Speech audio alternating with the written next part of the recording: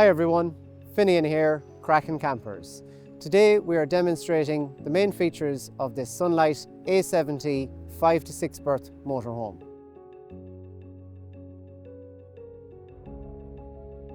The first thing we look at are keys. So with the keys we have two. We have the large primary key which locks and unlocks the cab area, and then the secondary key which locks and unlocks the bed lockers and all of the habitation doors. Next, we'll have a look down the side. So down along the driver's side, this is the main habitation door. This gives us access into the living area. The secondary key opens and closes this. It has an electric step. The switch for this is inside the door. This is just a vent. This is the electrical hookup point. These are vents for the fridge, and this is the vent for the heating system. For electrical hookup, use the lead provided. To connect, open the cover, open the end of the cap and slide into position. To remove, please ensure you lift the cap and pull straight out. At the rear we have this enormous garage. We'll have a look inside this next. One of the most impressive features of the Sunlight A70 is its enormous garage. So let's have a look inside. As we can see here, it is a huge space, ideal for storing large items, even for bikes if you didn't want to carry them on the back. As part of a rental package, you will receive a dustpan, brush, electrical hookup lead, water filler hose, all as standard with our rental vehicles. At the rear, as standard on all of our rental vehicles, we have a bike rack. If you're using the bike rack, please bring some extra bungees or straps to go across your bikes when they are mounted. Along the passenger side, we have the toilet cassette area. The rules with the toilet cassette are very simple. If you use it every day, try to empty it every day. We provide a toilet detergent tablet, which I'll show you inside. To empty the cassette, it's very easy. Simply open the door, two buttons. The cassette is located inside. Lower flap lifts and the cassette comes out like so. To empty the cassette, twist off the end cap, pour out the contents. You can hold this button here to help with the flow. How do you know if the cassette is properly emptied? You can rotate this toggle and have a look inside. We want each toilet cassette to come back clean and free of material. To reinsert, close the flap, re-twist the toggle, and it only fits in one way. Simple as that. Next we have the water filler cap. Here you can use the water hose provided to top up the fresh water. It holds approximately 120 litres. You can check the level on the gauge inside over the habitation door. Up next, we have the grey water emptying point. So to empty the grey water, you'll need to use the lever provided. This lives in the glove box on the passenger side. To empty the grey water, you place the lever onto the keyway below the metal bar that sticks out, and it's just a 90-degree turn to open and a 90-degree turn to close. You must always empty the grey water before you drop back the motorhome. Generally on a campsite, there'll be a designated area to do this. When you're finished with the key, put it back into the glove box. Up next on the passenger's side, behind the passenger door, we have the gas box. We're going to have a look inside and show you how the gas is turned on and off. So to open the gas locker, you need to rotate both of these 180 degrees, lift the door up, and it clicks into position. And inside we have the gas bottle. To turn on the gas bottle, there is a lever on the top of the bottle. Very simply, anti-clockwise turns on the gas and clockwise turns off the gas. Good practice is always to have the gas on while you're parked to use the facilities, and to always remember to turn off the gas before you drive away. Up next, we have the diesel and AdBlue filler location. So this is on the passenger side. This door simply opens and you'll need to use the ignition key, that's the primary key, to unlock the diesel filler cap. You will receive your motorhome full with diesel, simply top it up before you drop it back. The second item in the box is AdBlue. If the vehicle requires AdBlue, you will see a notification on the dashboard, and AdBlue is widely available at all filling stations. Only put the AdBlue into the blue section here that says AdBlue, never with the diesel. Last up on the passenger side, in here we have the incident accident report form. So if you are involved in an accident or something goes wrong involving somebody else on the road, please use this form to take down as many details as you can, and obviously call and report to us as soon as it is safe to do so. The button for the step is just inside the habitation door. It's very important that you push the step all the way out before you step on it, and also fully back in before you drive away. First port of call inside, above the habitation door, is the main control panel. The main control panel, as the name suggests, controls all of the electrical systems in the living area of the motorhome. First of all, on the control panel is the main on-off switch. This turns on and off all of the power to the motorhome. The second item above this is the light for the electrical hookup connection. If your electrical lead is connected correctly, this will illuminate orange. On the right hand side, from the top down, top right hand corner, we have the leisure battery voltage level. This should generally be around 12.3 volts while you are parked. Below that, on the right hand side, in the center, is the fresh water level indicator. This is broken into 4 different levels, 25 to 100%. Lastly, on the right hand side, in the bottom right hand corner, is the grey water level indicator. This is for the grey water tank, which collects the water that has gone through the sink and also through the shower system only. Throughout the motorhome, you will see QR codes.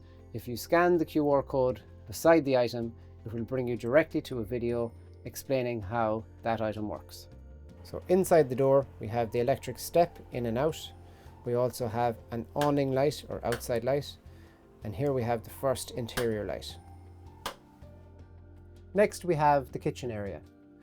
First up in the kitchen area is the gas hob. The first thing we do is lift the glass lid. Underneath, we have a 3-ring burner. To light the gas, simply rotate and use the lighter provided. When you are finished, always ensure you turn off the gas and allow a couple of minutes for the hob to cool down before you place the glass lid into the closed position. Below the worktop, we have a gas oven. This is an oven and a hob. It has a tray inside for cooking and for grilling, and has electronic ignition to light. Next, we have the sink. Lift the lid, rotate the tap, hot and cold. Next up, we have our Truma combi heater. This heats the water and it also heats the air in the motorhome. To operate this, simply press the center button and the display illuminates.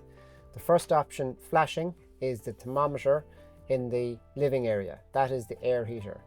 Very simply, click into it, select a temperature, for example 18, and press the center button and the system will start. When you're finished, make sure you click in and rotate it down to the off position. Second option, if we rotate to the right, is the thermometer in the wave. This is the water heater. If you click into it, we have 3 options: Eco, Hot and Boost. Boost will heat the water in 20 minutes. Hot will heat the water in 30 minutes. And Eco will heat the water in approximately 40 minutes. When you're not using it, make sure you turn it to the off position. If you go to a campsite and are plugged into mains electricity, you can avail of the third option. So we always leave the motorhomes on gas because the gas is provided. However, if you wish to run the system on a mix of electricity and gas, there are 2 options. Or if you wish to run it on electricity alone, you have EL1 or EL2. If you want more advice on this, scan the QR code to go to the video direct to it. Next we have the fridge. This is the fridge freezer. To operate the fridge, hold the power button located on the left hand side. The screen will illuminate. This is an automatic fridge, which means that it will automatically choose the power source available. The options for power are gas, mains electricity, or 12 volt. The motorhome will only operate on the mains electricity when you're plugged in on site. It will only operate on the 12 volt while the engine is running, and it will operate on the gas provided you are stopped and have the gas bottle turned on outside. As this is an automatic fridge, if you leave it in the A for automatic position here, the fridge will detect which power source is available and select it. If you wish to manually change the power sources, you can press the first square on the left hand side to manually choose the power sources available. The first one is the electrical plug, second is 12 volt, which is the engine and battery, and third is gas. The preference will be to leave this on automatic. The second and center square is to change the level of coldness of the fridge. The larger the number of bars, the cooler the fridge will be. Throughout the motorhome, there is ample storage.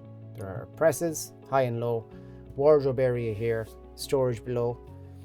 At the rear, we have this enormous double bed, which is unique to the A70. There is access from the inside here through this large door into the external garage area if required. There's also a ladder for this section here, and very important, there are safety nets provided which must be used.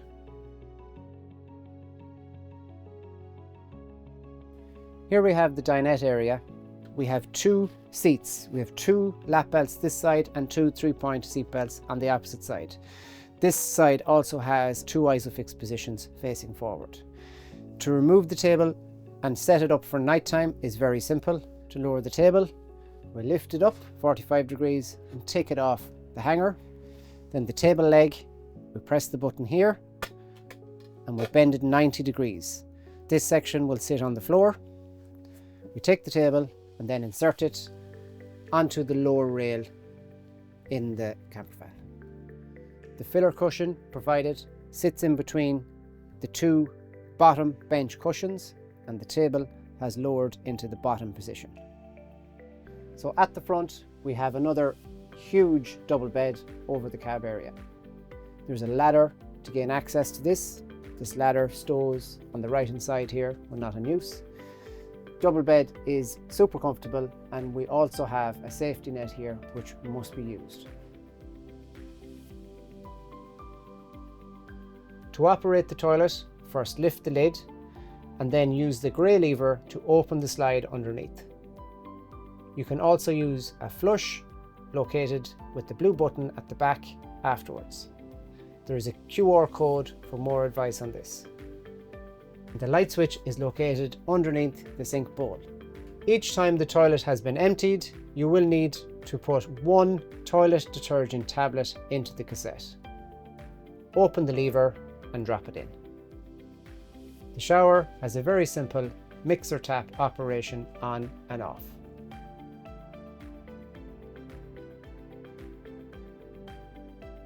Up front, we have a 6-speed manual gearbox. Lights are on the left, indicators, and on the right are the wipers. We have cruise control on the multi-function steering wheel, and across the centre we have the fan controls and also air conditioning. Finally, we have 2 USBs and a 12-volt charging connection on the dash.